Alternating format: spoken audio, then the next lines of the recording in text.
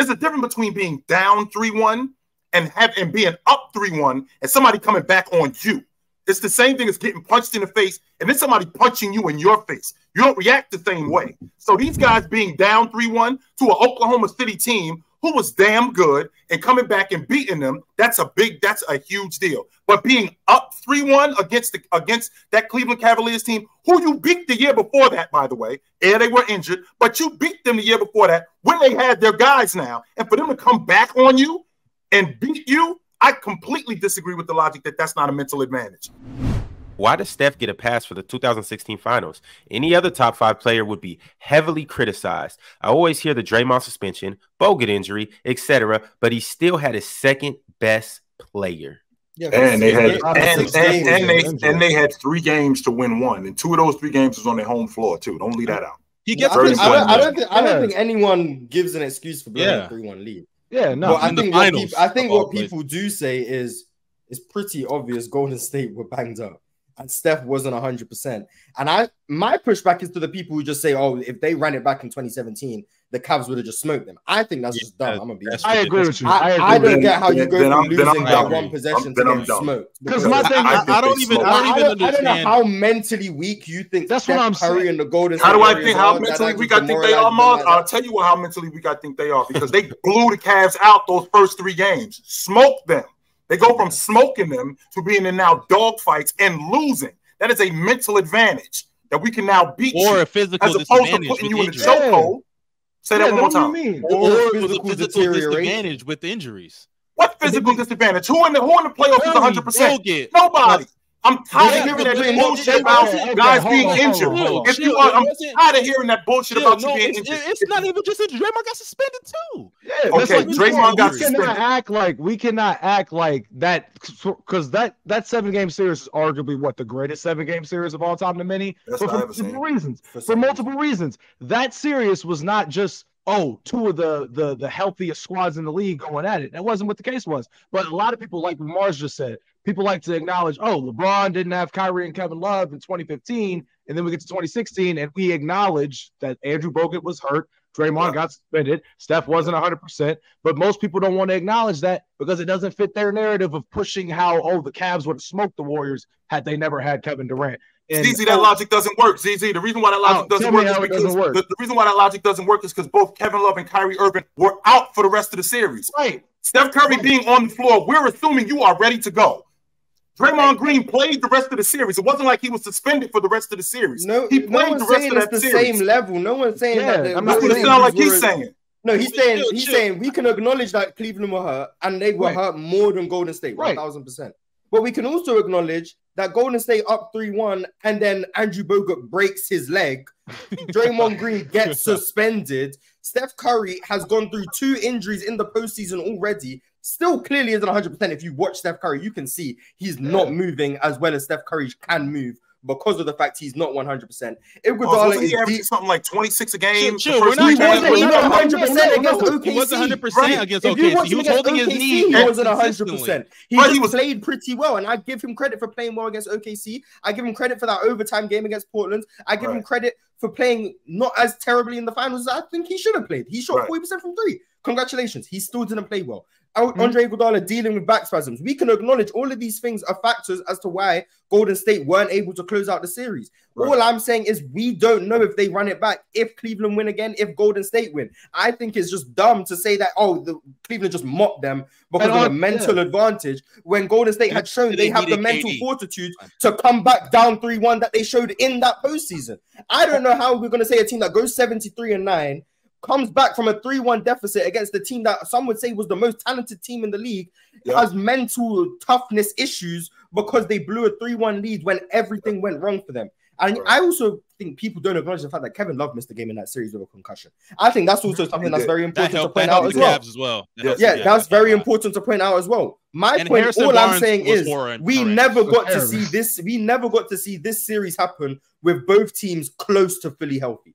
That's all I'm saying. 2015, we know Cleveland were not even close to being healthy. We can all understand that series is different. Fair. Whether or not Golden State win is irrelevant. That series is different if Kyrie and Kevin Love are there for the in totality of the series. 2016, I think we can all agree, whether or not Cleveland win or not, That series is different if Draymond doesn't get suspended, if Steph Curry doesn't go through 2 injuries in the first 2 rounds of the postseason, if Bogut doesn't snap his leg, and if Iguodala's not dealing with back spasms, and Harrison Barnes isn't a terrorist, but we can just assume he'll be a terrorist anyway. But we can assume these series are different. I just don't get why we're going to say, oh, well, Cleveland now has their number of 4-game series, 5-game series, because the reason they why broke them mentally. Well, and they won by 1 possession. 1 possession. They did win by 1 possession. After previously getting smoked in the first 3 games that they lost. That's number 1. Number 2, Mars, you just brought up the point of them being injured, right? You just brought up the point of them being injured. Well, a lot of stuff has to go your way. The fact that they was down 3-1 and came back, there's a difference between being down 3-1 and being up 3-1 and somebody coming back on you.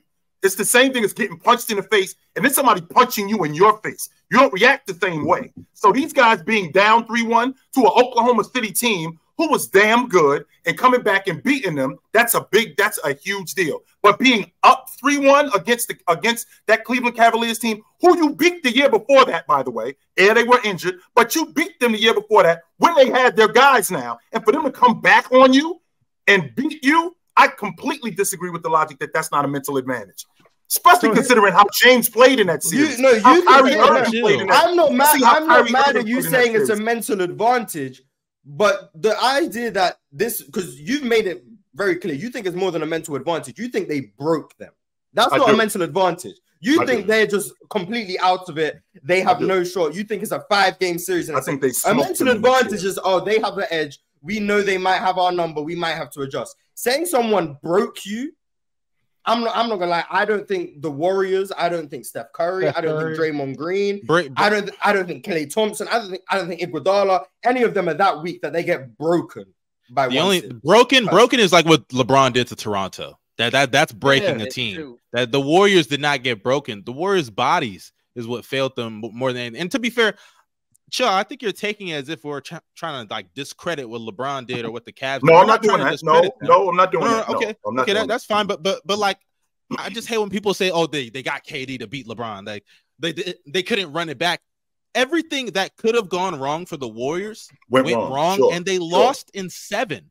And sure, yes, they did smoke them in regular season games, and they smoked them in the earlier games.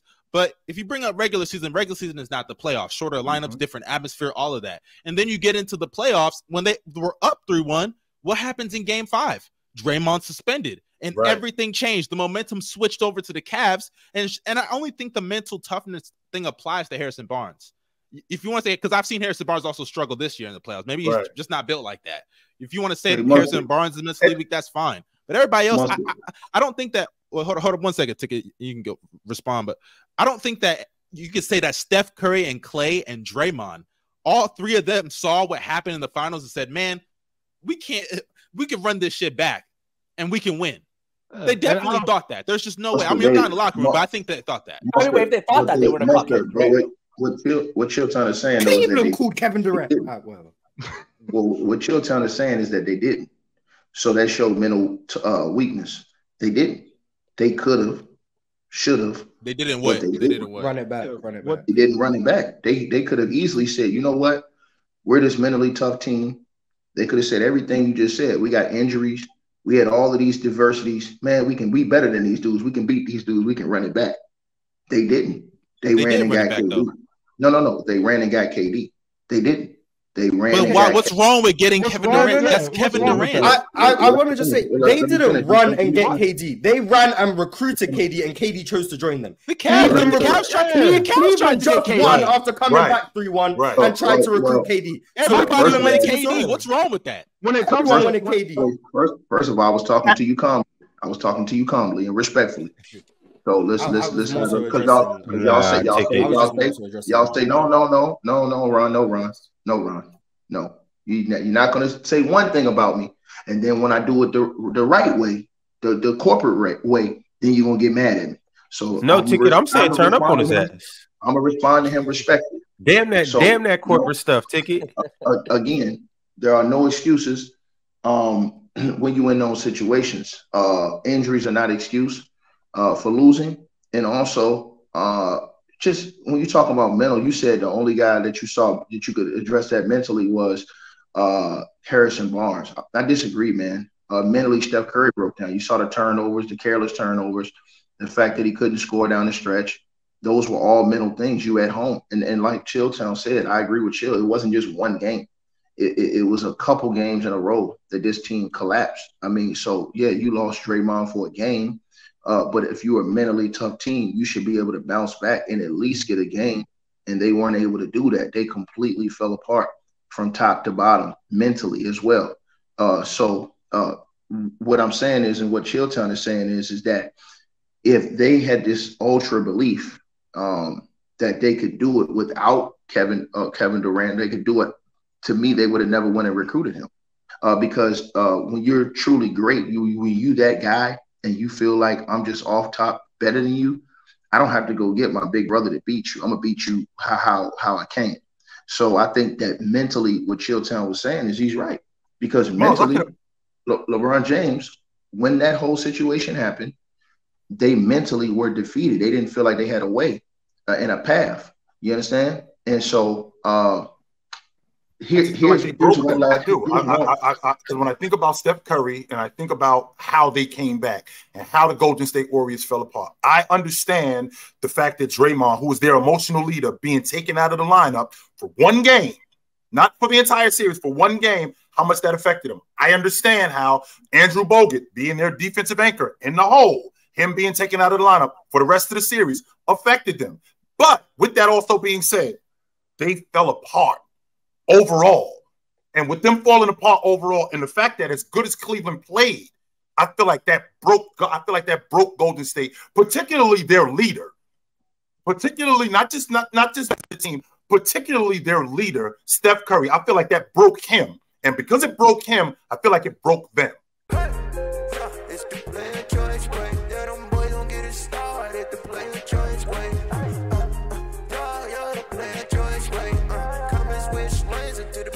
Join way.